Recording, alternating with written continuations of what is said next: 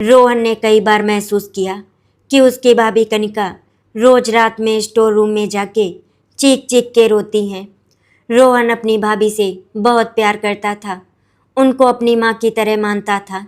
इसीलिए उसने सोचा वो सच का पता लगाएगा कि आखिर उस स्टोर रूम में ऐसा क्या है जिसके लिए भाभी चीख चीख के रोती हैं। रोहन अपने कमरे में किताब पढ़ रहा था, लेकिन उसका ध्यान बार बार उस आवाज़ की तरफ चला जाता जो पिछले कई दिनों से उसे परेशान कर रही थी। वो आवाज़ थी उसकी भाभी कनिका की सिसकियों की। जब रोहन पहली बार इस घर में आया था तो भाभी ने ही उसका हाथ पकड़कर उसे अपनापन दिया था। माँ की कमी हमेशा उसे सालती थी, लेकिन कनिका भाभी ने उसे कभी माँ की कमी महसूस नहीं होने दी। खाना परोसते समय, उसके सिर पर हाथ फेरते समय, हर छोटी बड़ी परेशानी में साथ देती। वो सचमुच उसके लिए माँ जैसी ही थी। लेकिन अब पिछले कुछ महीनों से रोहन ने एक अजीब बात नोटिस की थी। हर रात करीब 12 बजे भाभी चुपके से उठती, पायल की हल्की छनक दबाती हुई और सीधा स्टोर रूम की तरफ चली जाती। और फिर वहाँ से आती थी दिल दहला देने वाली चीखें और रोने की आवाज़ें। रोहन के लिए ये असहनीय था। वो बेचैन हो जाता, करवटें बदलता, कभी दरवाजे के पास जाकर सुनता, लेकिन भाभी जैसे ही बाहर आती चेहरे पर मुस्कान सजा लेती। दिन भर वो किसी को अपने दर्द का एहसास भी नहीं होने देती। रोहन के मन में सवालों का तूफान उठ रहा था। आखिर उस स्टोर रूम में ऐसा क्या है? क्यों भाभी रोज रात को वहां जाकर चुपके से रोती हैं? क्या कोई ऐसा राज है जिसे वो सबसे छुपा रही हैं? उसने ठान लिया, अब सच जान कर रहूँगा। भाभी का ये दर्द उसे चैन से जीने नहीं दे रहा था। अगले दिन सुबह रोहन ने देखा कि भाभी हमेशा की तरह बिल्कुल सामान्य थी। रोहन के दिल में और दर्द बढ़ गया। वो समझ गया भाभी किसी बड़े गहरे दुख को सीने में दबाए जी रही हैं। उसी रात रोहन ने तय किया कि अब वो खुद भाभी के पीछे पीछे जाएगा। 12 बजते ही उसने अपने कमरे का दरवाज़ा हल्का सा खोला और दबे पांव स्टोर रूम की तरफ बढ़ गया। भाभी पहले ही वहां पहुंच चुकी थी। स्टोर रूम का दरवाज़ा अंदर से बंद हो चुका था। रोहन ने दरवाजे के पास कान लगाया। भीतर से फिर वही आवाज़ें आ रही थी। हे भगवान, ये सब मेरे साथ ही क्यों हुआ? मैं कब तक इस राज को छुपाऊंगी? कब तक ये बोझ ढोऊंगी? और फिर जोर जोर से रोने की आवाज़। रोहन का कलेजा फटने लगा। भाभी, आप अकेली क्यों रो रही हैं? हम सबको क्यों नहीं बताती? आखिर किस दर्द को छुपा रही हैं? उसकी आंखों में आंसू आ गए, लेकिन साथ ही उसके मन में एक दृढ़ निश्चय भी जन्म ले चुका था। अब चाहे कुछ भी हो जाए, वो इस स्टोर रूम का रहस्य जान कर रहेगा। भाभी को उनके दर्द से आज़ाद कराएगा। रात गहराती गई, लेकिन रोहन की आंखों से नींद कोसों दूर थी। उसने आकाश की तरफ देखा और धीरे से फुसफुसाया, हे भगवान, मेरी भाभी ने मुझे माँ जैसा प्यार दिया। अब मेरी बारी है उन्हें इस दर्द से निकालने की। रात भर करवटें बदलने के बाद भी रोहन की आंखें बंद नहीं हो सकी। उसके कानों में भाभी की सिसकियाँ और दिल दहला देने वाली चीखें बार बार गूंज रही थी। सुबह जब वो नाश्ते की मेज पर पहुंचा तो हमेशा की तरह कनिका भाभी ने ही उसे गर्मा गर्म पराठा परोसते हुए मुस्कुरा कर कहा, लो रोहन, गर्मा गर्म खा लो। तुम तो वैसे भी पढ़ाई में इतने डूबे रहते हो कि शरीर का ध्यान ही नहीं रखते। रोहन ने उसकी ओर देखा। चेहरे पर वही प्यारी मुस्कान थी। भाभी, आप इतनी बड़ी तकलीफ अकेले झेल रही हैं और फिर भी हमें मुस्कुरा कर संभाल रही हैं। उस दिन कॉलेज जाने का मन ही नहीं हुआ। उसने तय कर लिया कि अब वो और इंतज़ार नहीं करेगा। शाम को जब सब लोग अपने अपने काम में व्यस्त हो गए, रोहन चुपके से स्टोर रूम के बाहर गया। दरवाज़ा बाहर से बंद था। उसने हैंडल घुमाने की कोशिश की, लेकिन ताला लगा हुआ था। मतलब भाभी ही हर रात उसे खोलती हैं। इसमें कोई राज जरूर है। वो सोच में पड़ गया। अगर उसने सीधे भाभी से पूछ लिया तो शायद वो टाल देंगी। उन्हें और दर्द देने के बजाय रोहन चाहता था कि धीरे धीरे सच्चाई उसके सामने आए। उस रात रोहन पहले से ही तैयार था। घड़ी में 11:15 बजते ही उसने अपना दरवाज़ा खोलकर अंधेरे में छुपने की जगह ढूंढ ली। ठीक स्टोर रूम के सामने 12 बजते ही कनिका भाभी हल्के कदमों से आई। उनके हाथ कांप रहे थे, जैसे दरवाज़ा खोलते समय भी डर रही हों। रोहन ने सांस रोक ली। भाभी ने चाबी से ताला खोला और जैसे ही भीतर गई, रोहन ने दरवाज़ा खुला ही छोड़ने का इंतजाम कर लिया ताकि वो बाहर से भी सुन सके। जैसे ही भाभी अंदर गई, भीतर से जोर जोर से रोने की आवाज़ आने लगी। हे भगवान, मुझसे ये बोझ और नहीं उठाया जाता। क्यों मुझे ही ये सज़ा मिली? फिर उनकी आवाज़ और टूटी हुई लगी। अगर ये सच कभी बाहर आ गया तो मेरा घर, मेरा रिश्ता सब बिखर जाएगा। लेकिन मैं इसे हमेशा छुपाकर कब तक जी पाऊंगी? रोहन का दिल कांप उठा। आखिर ऐसा कौन सा सच है जिसे भाभी सबसे छुपा रही हैं? क्या ये उनके अतीत से जुड़ा है या इस घर से? उसने धीरे से दरवाजे की दरार से अंदर झांकने की कोशिश की। भाभी जमीन पर बैठी थी। उनके सामने एक पुराना लकड़ी का संदूक रखा था। उस संदूक को खोलकर भाभी उसमें रखी पुरानी तस्वीरों और कपड़ों को देखकर फूट फूट कर रो रही थी। रोहन और ज़्यादा सह नहीं पाया। उसका मन किया कि दरवाज़ा खोलकर अंदर जाए और भाभी को अपने गले लगा ले, लेकिन उसने खुद को रोका। नहीं, अगर अभी गया तो भाभी और टूट जाएंगी। मुझे सही वक्त का इंतजार करना होगा। उसकी आंखों से आंसू टपकने लगे। वो सोचने लगा, क्या भाभी का कोई अतीत है जो उनका पीछा नहीं छोड़ रहा, या फिर ये संदूक ही उनकी तकलीफ की जड़ है? रोहन अब अंदर तक हिल चुका था। उसने ठान लिया कि अब चाहे कुछ भी हो, वो उस संदूक के रहस्य को जानकर रहेगा और भाभी को इस दर्द से आज़ाद कराएगा। कनिका भाभी हमेशा की तरह नाश्ता बना रही थी। रोहन को रात का हर पल याद आ रहा था। वो संदूक, भाभी की सिसकियाँ, वो चीखे। उसका मन बार बार वहीं अटक रहा था। भाभी चाहे कितना भी छुपाए, लेकिन अब मैं इस राज को जान कर रहूँगा। उस दिन दोपहर को घर के सभी लोग किसी रिश्तेदारी में गए हुए थे। सिर्फ कनिका भाभी और रोहन ही घर पर थे। भाभी ने रोहन से कहा, रोहन, तुम पढ़ाई करो, मैं जरा ऊपर वाले कमरे में कपड़े समेटने जा रही हूँ। जैसे ही भाभी ऊपर गई, रोहन का दिल जोर जोर से धड़कने लगा। यही सही वक्त है। वो दबे पांव स्टोर रूम की तरफ बढ़ा। दरवाज़ा इस बार बंद नहीं था। शायद जल्दी जल्दी में भाभी भूल गई थी। रोहन ने दरवाज़ा खोला और अंदर कदम रखा। अंधेरा और सीलन से भरी वो जगह किसी को भी डरा सकती थी। रोहन की नज़र सीधे उस लकड़ी के संदूक पर पड़ी। वही संदूक जिसके सामने कल रात भाभी रो रही थी। उसका गला सूखने लगा। क्या इसमें वही रहस्य छुपा है जो भाभी की जिंदगी को तोड़ रहा है? कांपते हाथों से रोहन ने संदूक का ढक्कन उठाने की कोशिश की।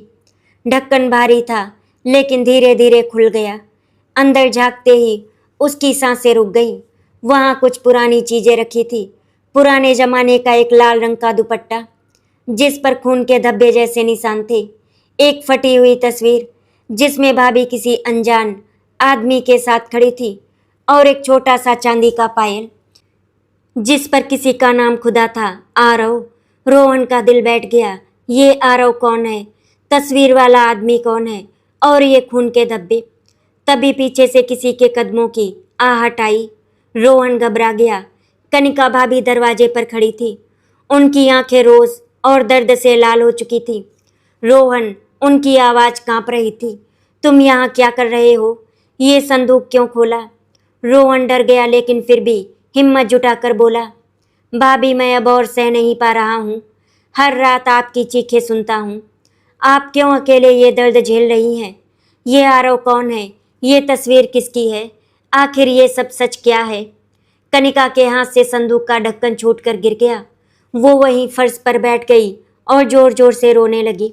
रोहन, तुमने वो देख लिया जिसे मैं सालों से छुपा रही थी। ये मेरे जीवन का ऐसा सच है जिसे अगर कोई जान गया तो मेरा सब कुछ बर्बाद हो जाएगा। रोहन ने उनके आंसू पोंछने की कोशिश की। भाभी मैं आपका अपना हूँ, आपने मुझे माँ जैसा प्यार दिया है, अब मुझे भी अपना समझिए। सच बताइए, मैं वादा करता हूँ आपको कभी अकेला नहीं छोड़ूंगा। भाभी की आंखों से आंसू बहते रहे। उन्होंने रोहन का हाथ पकड़ लिया। ठीक है रोहन, अब मैं और नहीं छुपा सकती, तुम्हें सच जानने का हक है, लेकिन ये सच सुनकर तुम्हारा दिल कांप जाएगा। स्टोर रूम का अंधेरा और भी गहरा हो गया था। भाभी फर्श पर बैठी थी, आंखों से आंसू लगातार बह रहे थे। रोहन उनके पास घुटनों के बल बैठ गया। उसने भाभी का हाथ पकड़कर धीरे से कहा, भाभी आपका दर्द मेरा भी दर्द है। जो सच आपके दिल में सालों से दफन है, उसे मुझसे कह दीजिए, शायद इसी से आपको सुकून मिल जाए। कनिका ने रोहन की तरफ देखा।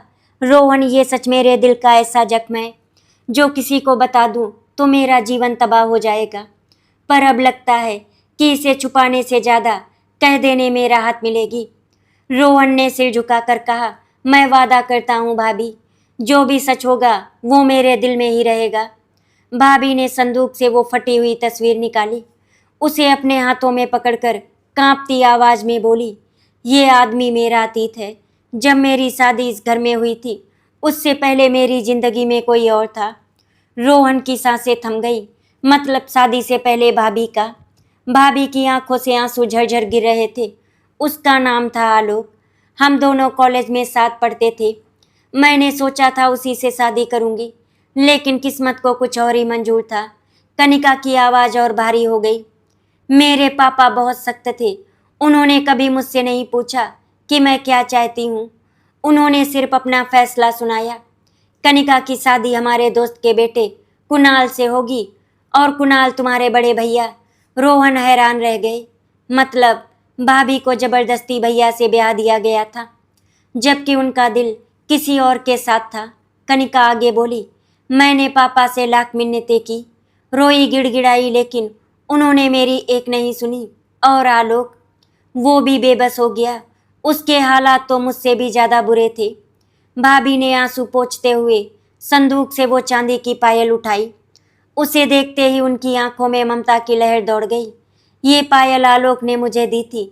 उसने कहा था, अगर हमारा प्यार सच्चा है तो ये निशानी हमेशा तुम्हारे पास रहेगी। पर इस पर लिखा है आरव। रोहन हक्का बक्का रह गया। आरव? लेकिन ये नाम तो, कनिका ने कांपते हुए कहा।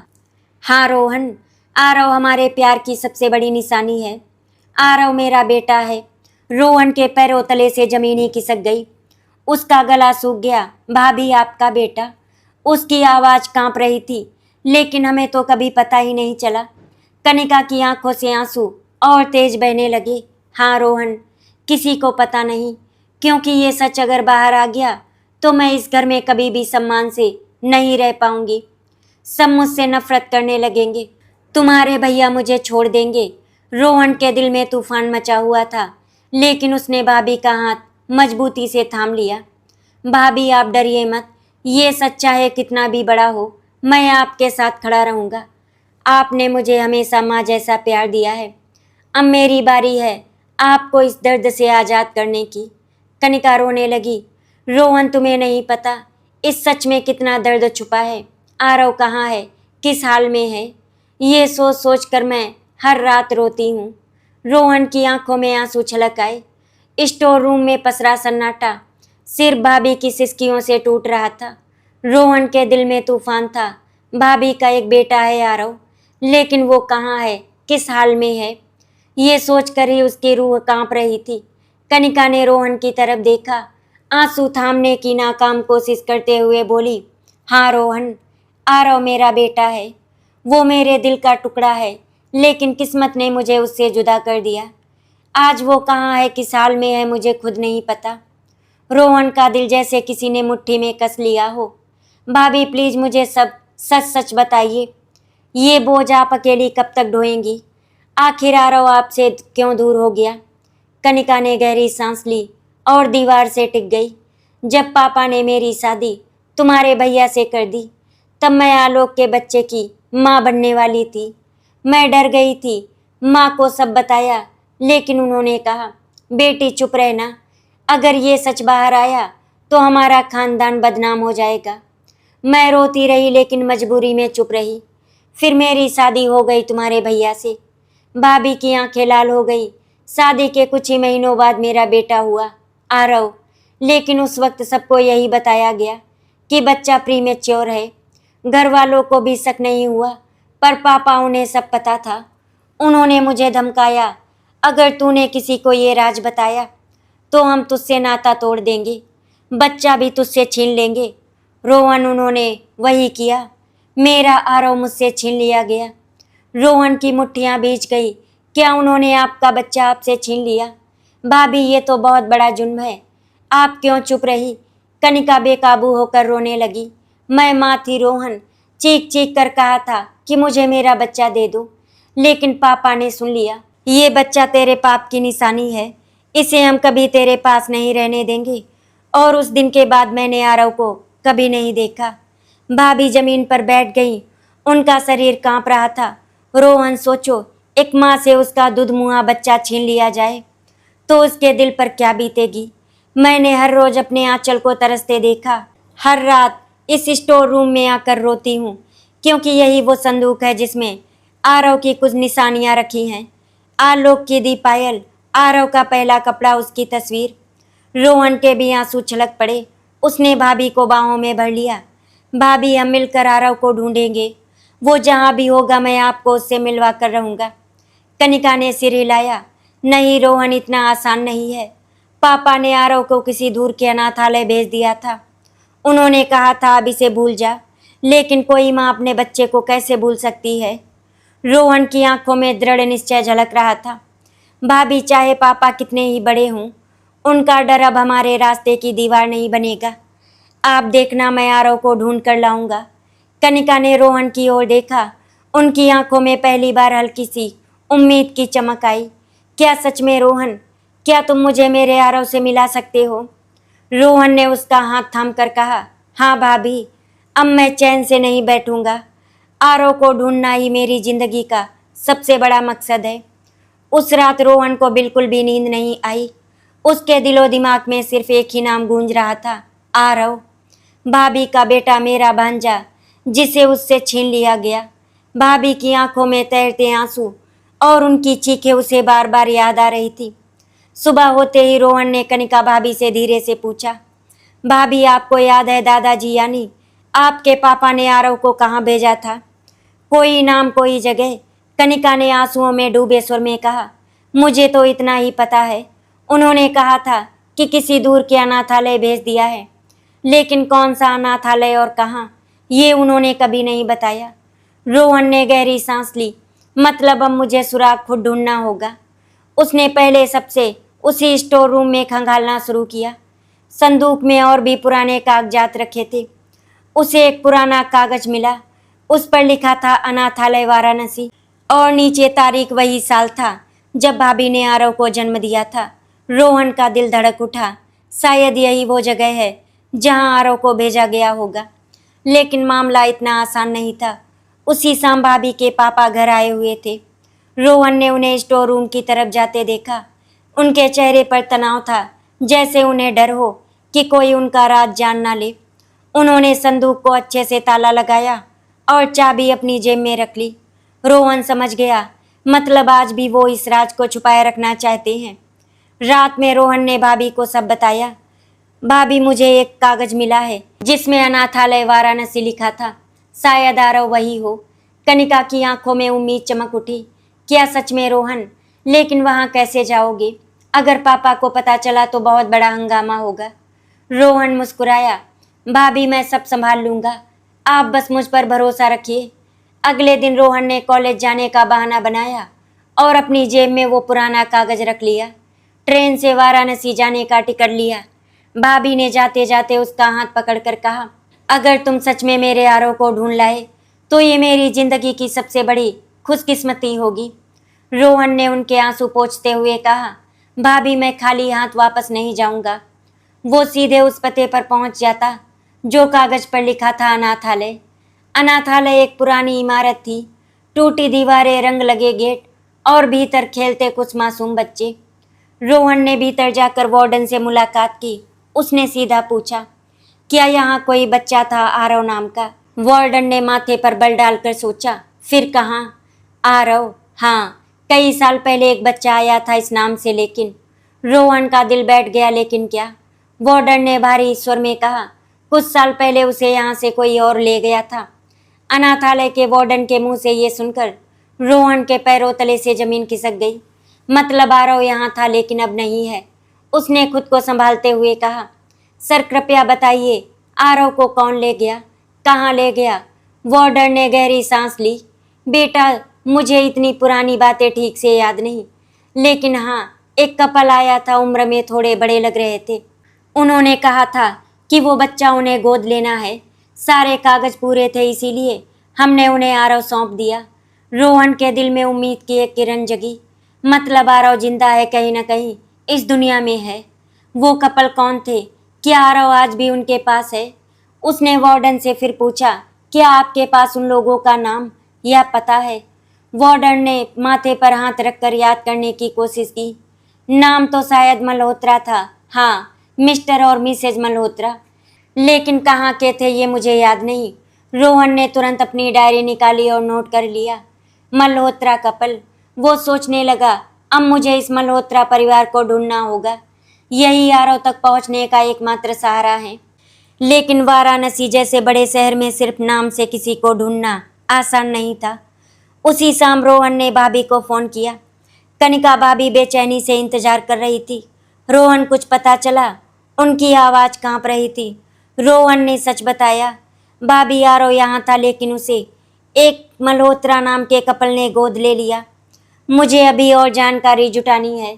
भाभी के चेहरे पर आंसू बह निकले, लेकिन इस बार उनकी आवाज़ में उम्मीद थी। मतलब मेरा आरव जिंदा है रोहन, वो कहीं न कहीं इस दुनिया में है। रोहन ने दृढ़ आवाज में कहा, हाँ भाभी, और मैं कसम खाता हूँ उसे ढूंढकर आपको सौंपूंगा। पहले दिन रोहन ने वाराणसी में मल्होत्रा नाम खोजने की कोशिश की। टेलीफोन डायरेक्टरी, पुराने रजिस्टर, यहाँ तक कि आस पड़ोस के लोगों ने उससे पूछताछ भी की। फिर एक बूढ़े चौकीदार ने बताया, हाँ, मल्होत्रा साहब यहाँ रहते थे, लेकिन कई साल पहले ही वाराणसी छोड़कर दिल्ली चले गए। रोहन के दिल में धड़कन तेज हो गई। मतलब अब मुझे दिल्ली जाना होगा। रोहन ने तुरंत टिकट कराई और दिल्ली के लिए रवाना हो गया। वो सोच रहा था, अगर आरव अब भी उसी मल्होत्रा परिवार के साथ है तो उसकी ज़िंदगी कैसी होगी? क्या उसे मालूम भी है कि उसकी असली माँ कौन है? आखिरकार रोहन को आरव का पता मिल ही गया। दिल्ली की भागदौड़ भरी सड़कों पर चलते हुए रोहन के दिल की धड़कन तेज हो रही थी। उसके हाथ में वो कागज दबा हुआ था जिसमें लिखा था, श्री राजीव मल्होत्रा एंड श्रीमती रेखा मल्होत्रा। आखिरकार मैं अपने भाभी के बेटे आरव तक पहुंचने वाला हूं। उसके सीने में उत्साह और डर दोनों साथ साथ धड़क रहे थे। शाम के वक्त जब रोहन उस पते पर पहुंचा तो उसके सामने एक बड़ा सा बंगला था, साफ सुथरा, आलीशान और अमीरी से चमकता हुआ। बाहर गेट पर मल्होत्रा विला का बोर्ड लगा हुआ था। गेट पर खड़े गार्ड ने रोहन को देखा। कहाँ जाना है? रोहन हिचकिचाया, फिर बोला, मैं राजीव मल्होत्रा जी से मिलना चाहती हूँ। गार्ड ने शक भरी नजरों से देखा, फिर भीतर फोन किया। कुछ देर बाद इशारा किया, अंदर आओ। घर के लॉन में कदम रखते ही रोहन की आंखें फैल गईं। हर तरफ खूबसूरती और सजावट थी, लेकिन उसका ध्यान सिर्फ एक चीज पर था, आरव। अंदर हॉल में एक महिला आई, मध्यम उम्र, बहुत ही सलीकेदार कपड़े पहने हुए। जी कहिए, आप कौन? रोहन ने विनम्रता से कहा, मैं रोहन हूँ। दरअसल मैं आपके बेटे आरव से मिलना चाहता हूँ। महिला थोड़ी हैरान हुई। आरव, आप उसे कैसे जानते हैं? रोहन चुप हो गया। वो सच तो नहीं कह सकता था। उसने बहाना बनाया, जी मैं वाराणसी से आया हूँ, आरव को बचपन में जानता था, सोचा इतने साल बाद मिल लूं। तभी ऊपर से सीढ़ियां उतरने की आवाज आई। रोहन ने सिर उठाकर देखा। एक 15-16 साल का लड़का सीढ़ियों से उतर रहा था। स्मार्ट, पढ़ा लिखा और सलीकेदार कपड़े पहने हुए, लेकिन उसकी आंखों में एक अजीब सा अकेलापन था। महिला ने कहा, आरव बेटा, इधर आओ। रोहन की आंखें नम हो गई। यही है मेरा भांजा, मेरी भाभी की जान, उनका खोया हुआ बेटा। आरव पास आया और मासूमियत से बोला, मम्मी ये कौन है? महिला ने मुस्कुराकर कहा, बेटा ये तुम्हें वाराणसी से जानते हैं। आरव ने उत्सुकतावश से रोहन को देखा। सच? आप मुझे वाराणसी से जानते हैं, लेकिन मैं तो बचपन से यहीं पर हूँ। रोहन का दिल तड़प उठा। बेचारा, इसे तो अपने असली अतीत का कुछ पता ही नहीं। उसने मुस्कुरा कर कहा, हाँ बेटा, शायद तुम याद ना कर पाओ, तब तुम बहुत छोटे थे, लेकिन आज तुम्हें देखकर मुझे बहुत अच्छा लग रहा है। आरव मासूमियत से मुस्कुराया। अच्छा अंकल, आप जरूर दोबारा आइएगा, मैं आपसे और बातें करूँगा। घर से बाहर निकलते वक्त रोहन का दिल भारी था। वो आरव से गले लगकर कहना चाहता था, मैं तुम्हारा चाचा हूँ, तुम्हारी असली माँ मेरी भाभी है, लेकिन उसने खुद को रोक लिया। नहीं, अभी सच कह देना खतरनाक होगा, पहले मुझे सब कुछ जानना होगा। मल्होत्रा लोग कैसे हैं, आरव से कैसा व्यवहार करते हैं, फिर सही वक्त पर भाभी को आरव से मिलवाऊंगा। लेकिन जैसे ही रोहन बाहर निकला, गार्ड ने पीछे से पुकारा, सुनिए साहब, अगली बार आने से पहले अपॉइंटमेंट लेना, ज़्यादा चक्कर मत लगाइए। रोहन चौंका। मतलब मल्होत्रा लोग मुझसे मिलने में सहज नहीं है, कहीं वो आरव से सच छुपा रहे हों। उसका संदेह गहरा हो गया। उस रात होटल में बैठा रोहन छत घूरता रहा, आंखों में आरव की मुस्कान और भाभी का रोता चेहरा तैर रहा था। अब मुझे सच का पता लगाना ही होगा। क्या मल्होत्रा लोग सच में आरव को प्यार करते हैं, या कहीं वो उनके साथ कुछ गलत तो नहीं कर रहे। उसने तय कर लिया, कल से वो मल्होत्रा परिवार और आरव पर नजर रखेगा, और तभी भाभी को दिल्ली बुलाएगा जब उसे पूरा यकीन हो जाएगा कि आरव सुरक्षित है। रोहन होटल की खिड़की पर खड़ा सोच रहा था, आज मुझे हर हाल में पता लगाना होगा कि मल्होत्रा परिवार आरव से कैसा व्यवहार करता है। अगर वो उससे सचमुच प्यार करते हैं तो भाभी को चैन मिलेगा, और अगर नहीं तो मैं उन्हें बेनकाब कर दूंगा। रोहन ने मल्होत्रा हाउस के पास बैठकर दिन भर आरव को देखने का निश्चय किया। सुबह आरव अपने स्कूल की यूनिफॉर्म पहनकर गाड़ी में बैठा। ड्राइवर उसे छोड़ने गया। स्कूल से लौटते समय रोहन वहीं खड़ा रहा। उसने देखा आरव गाड़ी से उतरा तो चेहरे पर थकान थी, लेकिन जैसे ही घर के अंदर गया उसकी हंसी गायब हो गई। रोहन की आंखें चौकन्नी हो गई। बच्चों के चेहरे पर मासूम मुस्कान होनी चाहिए, लेकिन आरव के चेहरे पर हमेशा एक अजीब सा डर और अकेलापन क्यों है। शाम को रोहन ने दीवार के पीछे से झांक कर देखा। ड्राइंग रूम में राजू मल्होत्रा अखबार पढ़ रहे थे। आरव पास में बैठा था, शायद कुछ पूछना चाहता था। पापा, क्या मैं कल अपने दोस्तों के साथ घूमने जा सकता हूँ? आरव ने धीमी आवाज में पूछा। राजीव ने अखबार पटक दिया। आरव, पढ़ाई पर ध्यान दो, हमें तुम्हारे नखरों के लिए समय नहीं है। आरव सहम गया और चुपचाप अपनी किताब खोल ली। रोहन का खून खौल गया। ये क्या तरीका है बच्चे से बात करने का। रात में रेखा मल्होत्रा, आरव की दत्तक माँ ने भी आरव को डांटते हुए कहा, आरव, कल तुम्हारे अंक कम आए तो समझ लेना हम तुम्हें यहाँ रखने के लिए मजबूर नहीं हैं। तुम्हें हमने पाला है, वरना न जाने तुम कहाँ होते। आरव की आंखें भर आई। उसने बस इतना कहा, सॉरी मम्मी, और अपने कमरे में चला गया। रोहन की आंखें गुस्से और दर्द से लाल हो गईं। मतलब ये लोग आरव को प्यार नहीं करते, बल्कि एहसान जता जता कर उसे दबाते रहते हैं। उस रात रोहन ने चुपके से घर के पीछे से आरव की खिड़की में झांका। आरव अकेला बैठा था, डायरी खोलकर लिख रहा था, मैं किसका हूँ? क्या सच में ये मेरे मम्मी पापा हैं? कभी कभी लगता है मेरा कोई और है जो मुझे सच में प्यार करता होगा। रोहन की आंखों से आंसू बह निकले। हे भगवान, आरव अपने असली रिश्ते से अनजान रहकर अकेलेपन में जी रहा है। उस रात होटल में लौटकर रोहन ने फ़ोन उठाया और भाभी का नंबर डायल किया। भाभी, उसकी आवाज़ भारी थी। मैंने सब देख लिया, आरव जिंदा है, लेकिन मल्होत्रा लोग उसके साथ अच्छा व्यवहार नहीं कर रहे। उसे हमेशा डांटा जाता है, ताने दिए जाते हैं। भाभी, आपका बेटा बहुत अकेला है। कनिका के गले से सिसकियां फूट पड़ी। रोहन मेरा बच्चा, मेरा मासूम आरव, मैं कब तक उससे दूर रहूंगी? रोहन ने दृढ़ स्वर में कहा। भाभी, अब वक्त आ गया है, आपको दिल्ली आना होगा, लेकिन अभी नहीं, पहले मुझे सही वक्त देखना होगा। मैं चाहता हूँ कि आरव को धीरे धीरे सच्चाई पता चले, ताकि वो हकीकत सह सके। रोहन ने मन ही मन कसम खाई, अब मैं आरव के करीब जाऊंगा, उसे धीरे धीरे अपना दोस्त बनाऊंगा और फिर सही वक्त आने पर बताऊंगा कि उसकी असली माँ कौन है। उसकी आंखों में चमक थी। आरव को अब और अकेलेपन में नहीं जीने दूंगा। दिल्ली की ठंडी हवा उस दिन कुछ अलग थी। रोहन मल्होत्रा हाउस के पास खड़ा सोच रहा था, अब वक्त आ गया है, मुझे आरव से दोस्ती करनी होगी। अगर मैं उसके करीब नहीं गया तो वो हमेशा अकेला ही रह जाएगा। अगली सुबह रोहन आरव के स्कूल के बाहर खड़ा हो गया। जैसे ही छुट्टी हुई, बच्चों का झुंड बाहर निकला। आरव भी उनमें था, लेकिन वो अकेला चुपचाप बैग पीठ पर लटकाए बाहर आ रहा था। रोहन ने मुस्कुराते हुए आगे बढ़कर कहा, हेलो आरव, पहचानते हो मुझे? आरव ने सिर उठाकर देखा और हल्की मुस्कान दी। हाँ अंकल, आप वही हो ना जो हमारे घर आए थे? आपने कहा था कि आप मुझे वाराणसी से जानते हो। रोहन ने सिर हिलाया। बिल्कुल, और आज मैंने सोचा कि तुम्हें घर छोड़ दूं, अगर तुम्हें बुरा ना लगे तो। आरव ने थोड़ी हिचकिचाहट के बाद हामी भर दी। ऑटो में बैठकर जाते समय रोहन ने धीरे से कहा, आरव बेटा, तुम थोड़े उदास लगते हो, सब ठीक है ना? आरव ने चुपचाप खिड़की से बाहर देखा। कुछ देर बाद धीरे से बोला, अंकल आपसे क्या छुपाऊं, मुझे हमेशा लगता है कि मैं इस घर का नहीं हूँ। पापा मम्मी मुझे अपनाते तो हैं, लेकिन हर समय एहसान जताते रहते हैं। कभी प्यार से बात नहीं करते। उसकी आंखें भर आई।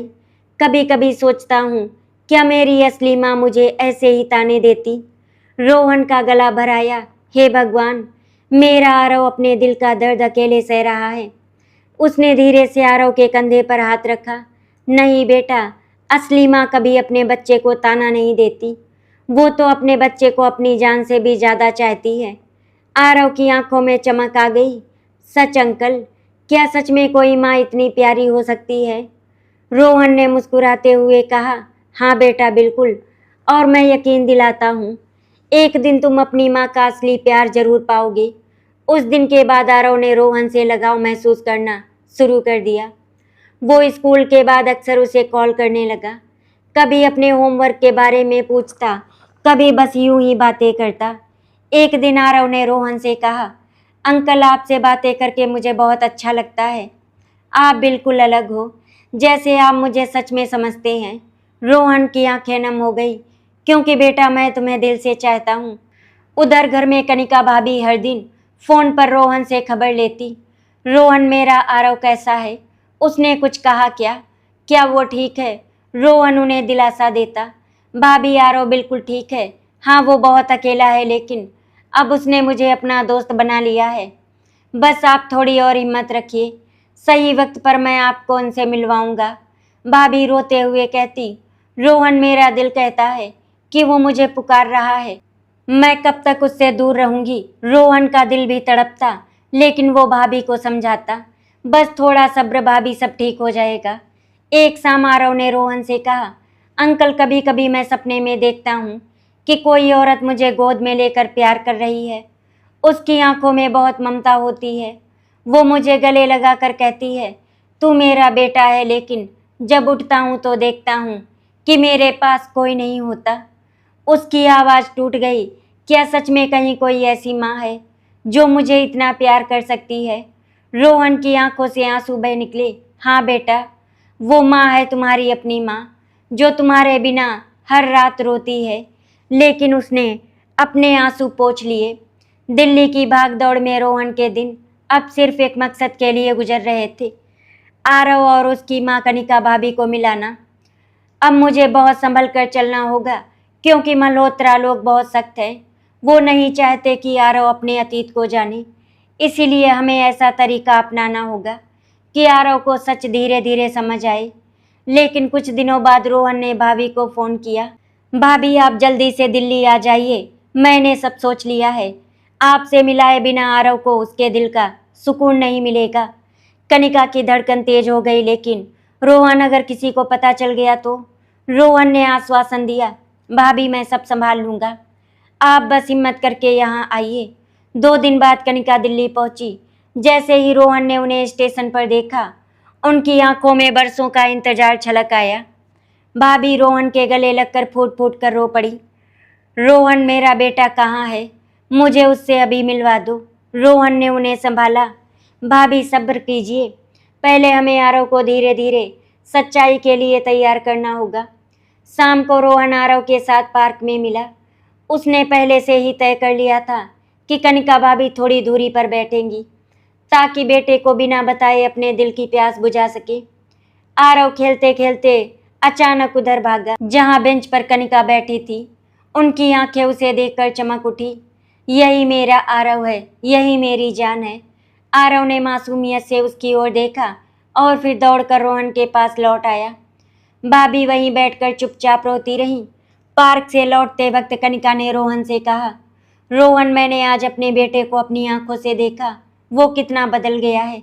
लेकिन उसका चेहरा देखकर ही मैं समझ गई कि वो अंदर से टूटा हुआ है। मेरा बच्चा मेरे बिना कितना अधूरा है। रोहन ने उन्हें दिलासा दिया। भाभी, बहुत जल्द आप उसे गले से लगा पाएंगी, बस थोड़ा और धैर्य रखिए। अब रोहन ने ठान लिया कि आरव को वो धीरे धीरे सच के करीब ले जाएगा। उसने सोचा पहले आरव को ये एहसास कराना होगा कि कोई है जो उसे उसके अपने खून के रिश्ते से चाहता है। फिर सही मौके पर भाभी को उसके सामने लाऊंगा।